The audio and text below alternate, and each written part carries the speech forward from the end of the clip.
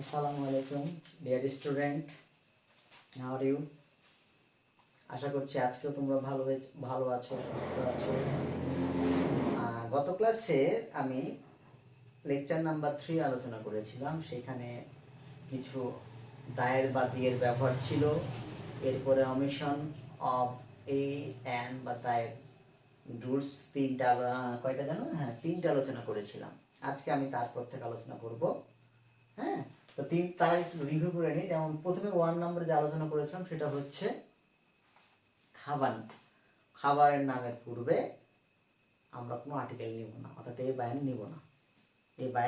নিব না। যেমন ডিনার, লাঞ্চ, ব্রেকফাস্ট, এগুলোর পূর্বে আমরা কোনো এ বায়ান নিব না। এরপরে আনকাউন্টেবল নাউনের পূর্বে আমরা কোনোই আর্টিকেল এ বায়ান নিব না। আনকাউন্টেবল কোনগুলো বলো? ওয়াটার, ইনফরমেশন, নিউজ, এগুলোর পূর্বে আমরা কোনো আর্টিকেল নিব না, এটা স্বাভাবিক নিয়ম। তারপরে হলো অ্যাবস্ট্রাক্ট নাউন, যেমন kindness, patriotism, childhood, Brotherhood, etcetera. এরকম যখন আমরা অ্যাবস্ট্রাক্ট নাউন পাবো তখন তার পূর্বে কখনোই আমরা কোনো আর্টিকেল নিব না। এই 3টা নিয়ম আমি শিখেছিলাম। আজকে আমরা রুল নাম্বার 4 নাম্বারে যাব। তো আমাদের আবার সে একই কথাটা বলে নিই, সে একই ক্লাস, আর্টিকেল আর লেকচার নাম্বার 4 হবে। অর্থাৎ এটাই হচ্ছে আমাদের আজকে আর্টিকেলের উপরে লাস্ট ক্লাস। আশা করছি তোমরা সবাই বুঝতে পেরেছো। এবার আমি একটু পড়াতে যাই। 4 নম্বরে বলা হয়েছে, দেখো, প্রথমে আছে বেড, এরপর আছে মস্ক, তারপর আছে church, hospital, prison, school, college, university, court. আমি আবার বলি, bed, mosque, church, hospital, prison, school, college, hospital, court, এই ইত্যাদি এরকম যেই স্থানগুলো আছে স্বাভাবিক অবস্থায়, অর্থাৎ সাধারণ অর্থে এর পূর্বে কোনো আর্টিকেল বসবে না বা দা বসবে না। ঠিক আছে? আমি আরেকটু পরিষ্কার করি। যেমন এখানে বলছে সাধারণ অর্থে। কি বললাম? সাধারণ অর্থে। যেমন এখান থেকে শুরু করে mosque. Mosque is a holy place where the Muslims goes for prayer or goes to pray, তাই না? নামাজের জন্য বা প্রার্থনার জন্য যায়। চার্চও ঠিক তাই, যেটা ক্রিশ্চিয়ানরা এখানে যায়। হসপিটাল, যদি হসপিটালের রোগী অর্থে পেশেন্ট যায়, সে সকল ক্ষেত্রে সাধারণ। প্রিজন, প্রিজনে কারা থাকে? যারা অপরাধী, ক্রিমিনাল, এই সকল ক্ষেত্রে যদি তারা যায় সেই সকল ক্ষেত্রে সাধারণ। স্কুল, কলেজ, ইউনিভার্সিটি, এগুলো কি? এগুলো স্টুডেন্টরা যায়, স্টুডেন্টের ক্ষেত্রে সাধারণ। তারা সাধারণ মানে যে জন্য প্রতিষ্ঠানের নাম বল করা হয়েছে। স্কুল মানে স্টুডেন্ট সেখানে থাকবে, তারপরে হচ্ছে হসপিটাল মানে কি পেশেন্ট থাকবে। এরকম যদি রিলেটেড হয় সেটাকে আমরা সাধারণ বলছি। সেরকম যদি হয় তো সে সকল ক্ষেত্রে আমরা কোনো আর্টিকেল নিব না। এক্সাম্পল হিসেবে বলতে পারি যে we go, we want to go to school. We want to go to school. অর্থাৎ দেখো এইখানে ব্র্যাকেট আগে আমরা বুঝে দিই, আবার বুঝতে হবে এখানে কাকে বোঝাচ্ছে। অ্যাজ স্টুডেন্টস,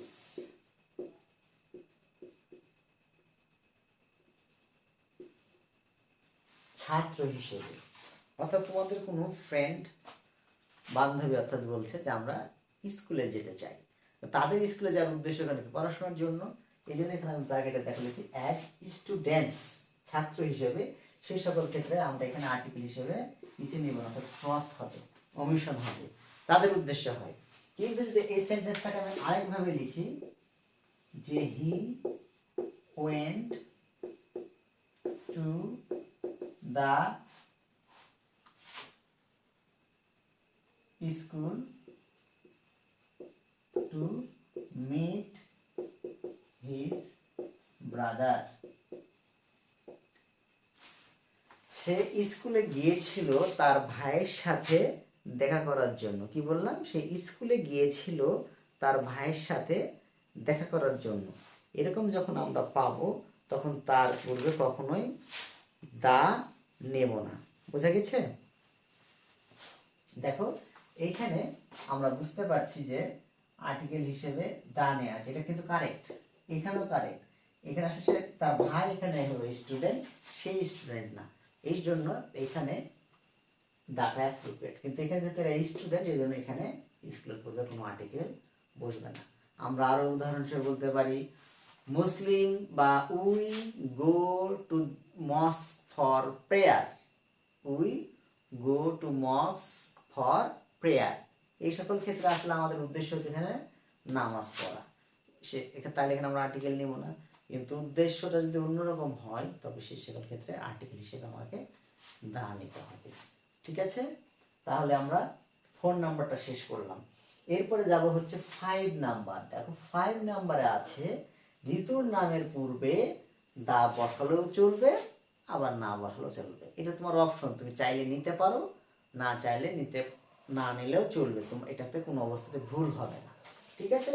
তো এইখানে আমি দুটো সেন্টেন্স লিখি, তাহলে তোমাদের জন্য আরো সুবিধা হবে, আমারও বোঝানোর সুবিধা হবে। হ্যাঁ, যেমন 1 নম্বর সেন্টেন্সে লিখলাম, দেখো I like the rainy season. এক, it dews in winter.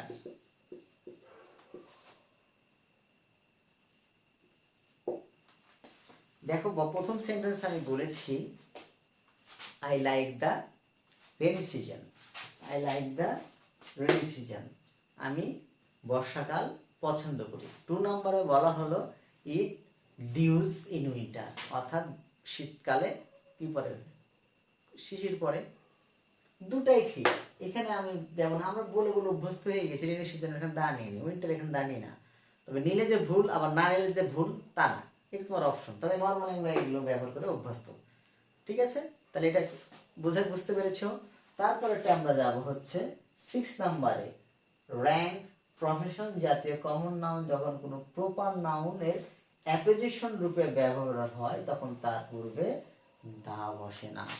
এর আগে আমরা শিখে আসলাম কি, যদি পদবী উপাধি এগুলো হয় তার আগে আমরা আর্টিকেল হিসেবে দা নেব। কিন্তু এখানে আবার বলছি দা নেব না, যদি সেটা বলছে অ্যাপ্রিজিয়েশন হিসেবে ব্যবহার হতে। অ্যাপ্রিজিয়েশন কি জিনিস? অর্থাৎ অতিরিক্ত তথ্য দিবে তোমাকে এখানে। অ্যাপ্রিজিয়েশন মানে অতিরিক্ত তথ্য দেওয়া। একটা এক্সাম্পল দিলে তোমরা বুঝে নিতে পারবে বিষয়টা কি। একটা এক্সাম্পল দিই।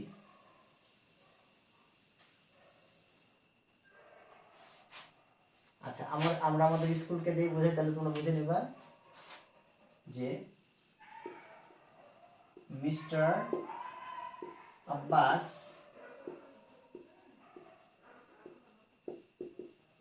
the headmaster of Shohid Nazmul Girls High School is a great man. দেখো আমি বললাম প্রথমে mister Abbas the headmaster of Shahid Nazrul Haque girls school, দুই জায়গাতে কিন্তু comma, is a great man, মানে বড় মানুষ তিনি একজন। এই সকল ক্ষেত্রে এটাকে অ্যাপ্রোজিশন অর্থাৎ অতিরিক্ত তথ্য রয়েছে। ইনিকে, তিনি হচ্ছে নজরুল হাই স্কুলের হেডমাস্টার, প্রধান শিক্ষক। এরকম যদি আমরা পাই তবে কি একটু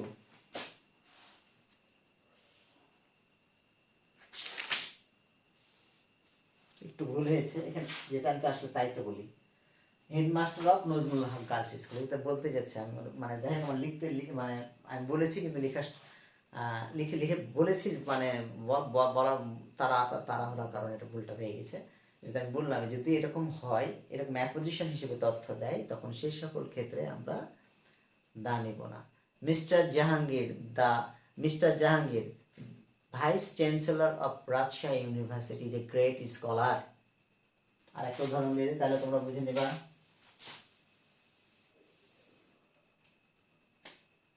বললাম mister Kader, comma, principal of new government degree college is a scholar, পণ্ডিত ব্যক্তি। এই যে আসলে যেটা কোনো আর্টিকেল এখানে হবে না, তাহলে এরকম অ্যাপোজিশন হিসেবে বসে, অর্থাৎ এখানেও কম এখানেও কম, তার মানে নতুন তথ্য দিচ্ছে, এরকম হলে আমরা আর্টিকেল হিসেবে দা নেব না, মানে এরকম যদি বোঝায়। তো বুঝতে পেরেছো? ঠিক আছে, পরেরটাই যায়। ভাষার নামের পূর্বে আর্টিকেল হবে না, এটা খুব গুরুত্বপূর্ণ। ভাষার নাম, Bangla is a great language, English is an international language, এরকম ক্ষেত্রে আমরা আর্টিকেল নেব না। কি বললাম? আর্টিকেল লিখে দিই।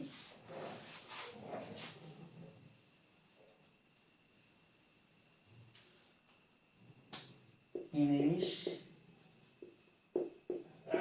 is an international language, GUAGE, অর্থাৎ ইংরেজি একটি আন্তর্জাতিক ভাষা। এই ভাষা বোঝালো, এই ক্ষেত্রে যদি এরকম বোঝায় তবে কখনোই আমরা আর্টিকেল হিসেবে দা নিব না। আশা করছি তোমরা বুঝে গেছো। পরেরটাই যাচ্ছি।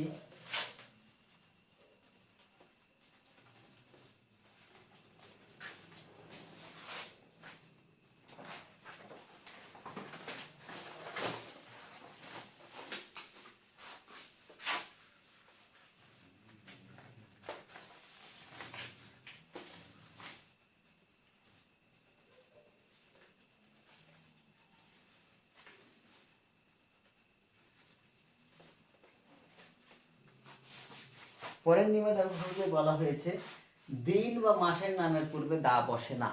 এর আগে আমরা শিখলাম যদি ডেট বোঝায় 16 ডিসেম্বর, টুডে ইজ 22 অর্থাৎ 22 নভেম্বর, এখানে যদি তারিখ বোঝায় তবে তার পূর্বে আমরা আর্টিকেল হিসেবে দা নেব। কিন্তু দিন বা মাস অর্থাৎ Sunday, Friday is a holiday, এই যে এখানে আর্টিকেল হিসেবে ক্রস, অথবা July is the 7th month, এই আর্টিকেল হিসেবে cross.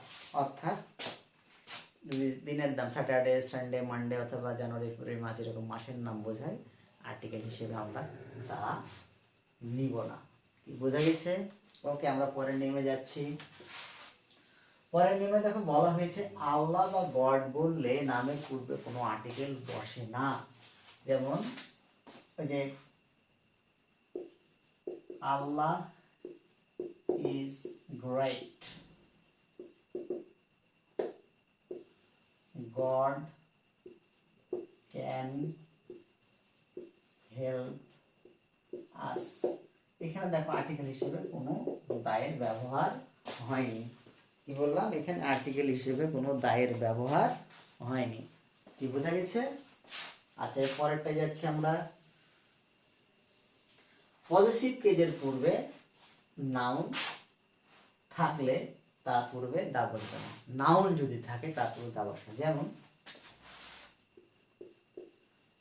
This is your pen, এই যে এটা একটা পজিটিভ কেস, আর তারপরে আছে কি,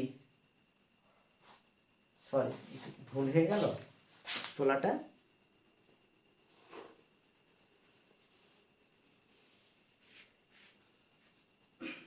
না ঠিকই আছে, যে পজিটিভ ক্ষেত্রে কোনো ইয়া হবে না। এরকম দিস ইজ ইউর পেন, এটা তোমার কলম। তাহলে এরকম যদি নাউন থাকে তাহলে তখন আমরা কোনো আর্টিকেল নেব না। দিস ইজ ইউর পেন, তারপরে this is my shirt, this is our house. তারপর আমরা আরও বলতে পারি দিস ইজ হিজ মোবাইল ইত্যাদি এরকম যদি পাই তাহলে তারপরে কোনো আর্টিকেল নিব না। ঠিক আছে, এরপর আমরা 11 নাম্বার যাব। খেলার নামের পূর্বে, খেলা বলতে ক্রিকেট, ফুটবল, হকি, টেনিস ইত্যাদি যতগুলো খেলা পাবো তার পূর্বে কোনো আর্টিকেল আমরা নিব না। যেমন বললাম আই প্লে ফুটবল, দেখো আমরা আর্টিকেল হিসেবে কোনো দায়ের ব্যবহার করিনি।